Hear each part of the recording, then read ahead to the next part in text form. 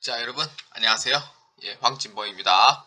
자, 이번 회차 93회 자사세무회계 1급 법인 조정에 한번 보도록 하겠습니다.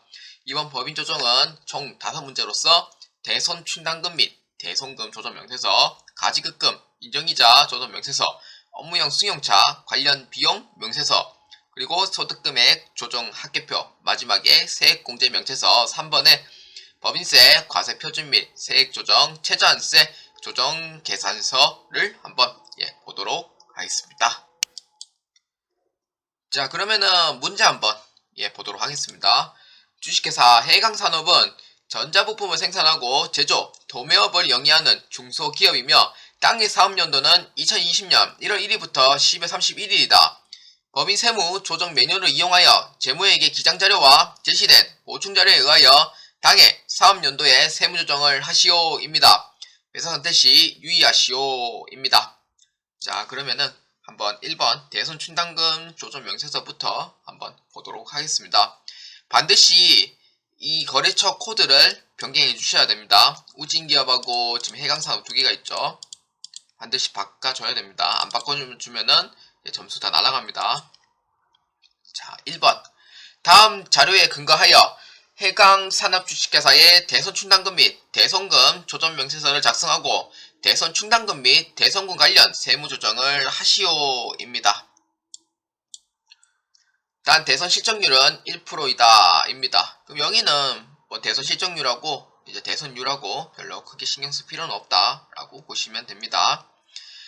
자, 그러면은 법인조정 1회 대손충당금 및 대손금 조정명세서 과목별 세무조정에 클릭을 해보도록 하겠습니다.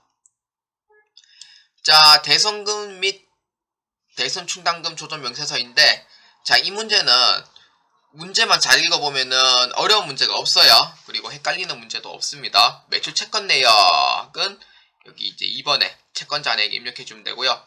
그 다음에 대손 내역은 여기 대손금 조정에 입력해주고, 그 다음 3번 대손 충당금 충당 내역은 여기 3번에 대손 충당금 조정에 입력해주고요. 그 다음에 KIFRS 입금 불사인 조정에 대해서는 입력하지 않습니다. 그래서 요게 세 군데 여기 입력하는 구간 꼭 잘 기억을 해주시길 바랍니다. 자, 그러면은 첫 번째 매출 채권 내역부터 한번 먼저 보도록 하겠습니다. 매출 채권 내역은 어디에 보냐, 여기에 이제 채권 잔액 있죠. 이 부분을 보고 한번 이렇게 입력을 해보도록 하겠습니다. 요거를 여기에 다 입력해주면 됩니다. 자, 계정 과목은 외상매출금부터 한번 입력해 보도록 하겠습니다. 자, 채권 잔액의 장부가액, 외상매출금, 부가세 포함입니다. 부가세 포함해서 입력해줘야 됩니다. 왜냐? 이거는 매출이 아니고 매출하고 나서 외상매출금이기 때문에 당연히 부가세 포함해서 입력해줘야 되는 건 당연한 거예요. 다음 받으러음 2천만원. 그 다음에 공사 미수금 3,200만원 입력해줍니다. 공사 미수금도 그 건설업에 해당하는 회사라면은 채권에 해당이 됩니다. 업태 종목이 다 입력이 돼 있어야 돼요.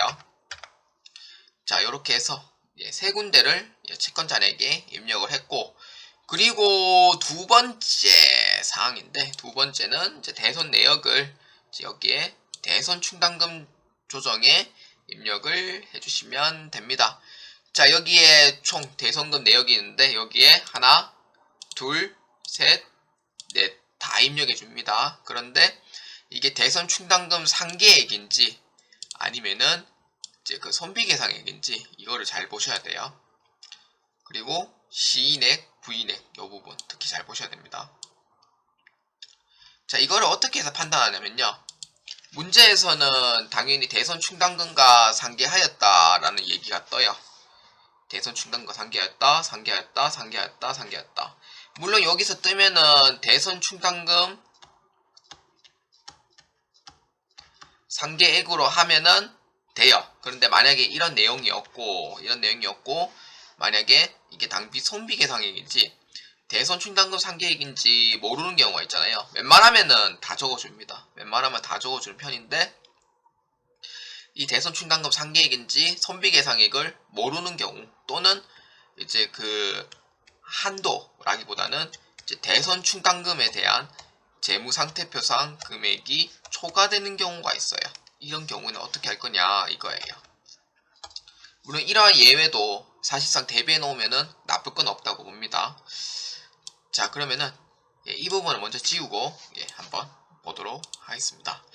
자, 그러면은 어디서 봐야 되냐면요, 여러분들 잔액조회 여기를 보셔야 돼요. 잔액조회 여기를 보는데, 현재 잔액조회를 보시면은 이제 대손충당금부터 이렇게 보면은 이제 외상매출금에 대한 대손충당금을 보시면요, 자 6월 10일 거하고 그리고 9월 18일 거 두 개 다 외상매출금에 대한 대손충당금 상기한 거예요. 65만원 되어 있죠. 딱 65만원 딱 맞게 되어 있죠. 그 다음에 바드러움 같은 경우에는 대손충당금 있죠. 바드러움 이렇게 있죠. 180만원 되어 있죠. 여기에. 그러니까 바드러움 같은 경우에는 여기에 합치면은 180만원 만큼 대손충당금과 상기했다는 얘기가 되고, 자, 그 다음에는 외상 매출금 되어 있죠. 외상 매출금이 두 개 합치면은 65만원 만큼 현재 대손충당금으로 상계되어 있다라는 부분을 확인을 하시고 입력해 주셔도 됩니다. 만약에 이 단기감소액이 초과를 해버린다 그러면은 여기 손익계상액에 여기에다가 입력을 해주셔야 돼요. 그래서 만약에 이러한 문제가 나온 걸 대비를 해서 미리 알아두시는 것도 사실상 나쁘다고 보실 수는 없다라고 얘기해드리고 싶습니다. 자, 그러면은 여기까지 잔액조회를 했고 한번 일자를 입력해 보도록 합시다. 4월 5일입니다. 계정과목은 바드러움입니다. 매출채권이고요. 대선 사유는 뭐냐면은 6개월이 경과한이라고 되어 있습니다. 부도 발생일로부터 6개월이 경과한. 자, 그러면은 부도입니다. 금액은 100만원. 그 다음에 시인액하고 부인액 되어 있죠. 100만원 다 쳐주냐? 안 돼요. 부도 발생일로부터 경과한 기간은요, 반드시 비만금액을 남겨놔야 돼요. 사유가 부도인 경우에는.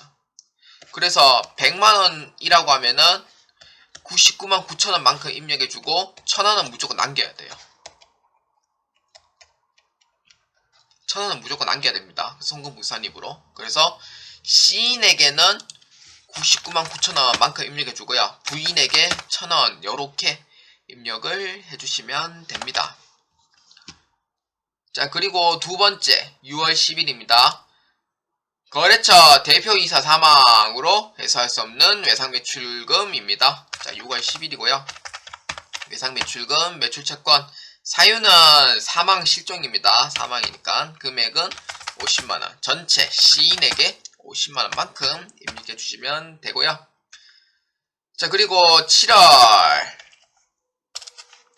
25일입니다. 거래처 부도 발생으로 바드러움 80만원 대손충당금과 상계했다 입니다.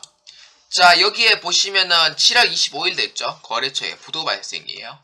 6개월이 경과됐냐 이거예요. 6개월 경과 안 됐죠. 그러면은 전액 송금불산입으로 해주셔야 됩니다. 전액 송금불산입을 해주셔야 돼요. 무조건 6개월이 경과가 안 됐다, 전액 송금불산입. 만약에 6개월이 경과가 됐다 그러면은 1000원은 비망이니까 부인에게 입력해 주고요, 나머지는 시인에게 입력해 주셔야 돼요. 그래서 이 부분 특히 잘 보셔야 되는 부분입니다. 자, 그래서 7월 25일에 바드러움 같은 경우에는 똑같은 부도이지만 대손충당금과 상계에게 부인에게 전액 80만원 만큼 입력해 줍니다. 왜? 6개월이 경과가 안 됐기 때문이죠. 자, 그 다음 9월 18일입니다. 9월 18일. 자, 9월 18일은 소액 채권입니다. 여기에 7번에 그거고요. 소액 채권 이렇게 좀 아니다. 1번에 매출 채권 그대로 하고 여기 대선 사유에 7번 소액 채권 뭐 이렇게 넣어 주셔도 됩니다. 금액은 15만원이고요. 물론 시인에게 15만원 다 넣어 주시면 됩니다. 자, 그럼 여기서 끝났냐? 아니죠. 끝난 게 아니에요. 자, 여기에 특히 잘 보셔야 돼요. 여기에 부인액 되어 있죠. 부인액. 여기 부인액에 여기 18번 난 보시면은 기말 현재 부인금 누계액 되어 있죠. 이 부분에도 입력을 해주셔야 됩니다. 이 부분은 가장 빼먹기 쉬운 부분이에요. 그래서 이 부분도 입력을 해주셔야 되는데 지금 부인 누계액 보시면은 둘 다 바드러움에 되어 있어요. 그래서 바드러움에 80만 1천원 여기에도 반드시 입력을 해주셔야 돼요. 물론 그 한국 세무사의 시험을 치다 보면은 대손 상각비하고 대손 충당금 문제 나오면은 가장 잊어버리기 쉬운 부분이 바로 이 18번 난의 긴말 현재 대손금 부인 누계액이에요. 이 부분은 무조건 빠지면 안 됩니다. 이 부분 때문에 시험 문제에서 0점을 맞는 경우가 있어요. 그래서 이 부분은 절대 빠지시면 안 됩니다. 얼마냐면은 80만 1천원 요렇게 보셔야 돼요. 반드시 주의할 부분이에요. 그래서 부인에게 있는 경우에는 반드시 부인 누계액 단기에 반드시 넣어줘야 되는 부분 잊어버리시면 안 됩니다. 자, 그리고 대선 실적률은 1%라고 했으니까 뭐 그냥 여기 실적률에 1% 이렇게 잡으면 되고요. 아니면은 기본률에 1% 잡아도 사실상 문제는 없어요. 왜냐하면은 같기 때문에 기본률에 잡아도 되고 실적률에 잡아도 되고 뭐 난 상관없다고 봅니다. 근데 이거 설정률은 둘 중에 하나 큰 퍼센테이지로 봐야 돼요. 무조건 둘 중에 하나 큰 퍼센테이지로. 근데 실적률이 1%고 그 다음에 기본율도 똑같은 1%로 지금 되어 있는 상태입니다. 그래서 뭐 둘 중에 큰 걸로 정한다고 해도 기본율하고 실적률은 같기 때문에 사실상 실적률에도 뭐 1%에도 뭐 문제는 없을 거고 기본율에 1%로 해도 사실상 문제는 없다 이렇게 보시면 됩니다. 그리고 3번 재무상태표 대손 충당금 내역인데요. 대손 충당금 내역은 여기에 입력을 해주시면 됩니다. 특히 회사계상액 여기 있죠. 이 부분에 입력을 해주시면 되는데 자, 이 부분은 꼭 잘 보셔야 돼요. 자, 설정에 217만원요. 여기 4번에 단기계상액에 입력을 해줍니다. 그 다음에 보충액은 이 기말 금액과 이 설정 금액의 차익만큼 넣어주시면 돼요. 차익만큼 넣어서 이 개에는 반드시 이 기말 금액이 그대로 292만원만큼 되어 있어야 돼요. 자, 잘 기억해 주셔야 됩니다. 자, 그래서 설정 금액은 단기 계상액에 217만원 그리고 보충액은 기말에 292만원에서 설정 금액만큼 빼주면 된다고 했었어요. 그래서 75만원. 자, 그러면은 121만 9,990원 만큼 되죠. 그 다음에 장부상 충당금 기초금액 320만원 그리고 충당금 부인 누계액 60만원 이렇게 입력을 해주시면 됩니다. 자, 그래서 반드시 기억할 부분 기말과 설정액은 여기 4번과 5번 난에 그 다음에 기초는 8번 난에 부인 누계액 60만원인데 반드시 이 부인 누계액이 기초에 있는 금액과 똑같이 되어 있어야 돼요. 다르게 되어 있으면은 어딘가 잘못 입력했다 라고 보시면 됩니다. 자, 그러면은 여기까지 입력을 하고 그 다음에 세무조정 한번 보도록 하겠습니다. 자, F3번 조정 등록에 클릭을 해주시면 됩니다. 자, 그러면은 송금불산입부터 먼저 입력해 보도록 합시다. 대송금 부인액입니다. 자, 대송금 부인액은 그 두 개 입력해주면 돼요. 1,000원. 아까 그 있죠? 6개월 미경과된 거. 그 다음에 하나가 더 있었죠? 80만원짜리 6개월이 경과가 안 된 거 있죠? 자, 이렇게 보시면 되고요. 그 다음에 대손 충당금 한도 초과 이렇게 입력해 주시고 1291 990 이렇게 입력해 주시고요. 그 다음에 기초 대손 충당금 있죠? 이 부분 이제 다시 송금 산입으로 조정을 해주시면 됩니다. 얼마냐면은 60만원 만큼 유보 감소를 해주셔야 돼요. 유보 감소로 이렇게 조정만 해주시면 됩니다. 자, 그래서 여기에 보시면은 대송금 부인은 두 개가 이제 6개월이 경과되어도 1000원만큼 남고 미경과된 부분을 이제 별도로 이렇게 해주면 되고요. 대선 충당금 한도 초과는 여기 7번에 보시면 되고, 정기 대선 충당금 한도 초과는 과소 한입, 과다 한입에 마이너스 60만원 되어 있죠. 요 부분에 대해서 총 4군데를 조정해 주시면 되겠습니다. 자, 그래서 이렇게 조정을 4군데로 이렇게 해주시면 되고요. 이렇게 해야지만 완벽하게 6점을 받을 수 있고요. 그러니까 확실하게 알아두시는 게 가장 좋아요. 그래서 연습할 때는 틀리지 않도록 꼭 해주시길 바라겠습니다. 자, 그러면은 이제 다음 문제 이제 2번에 한번 보도록 하겠습니다.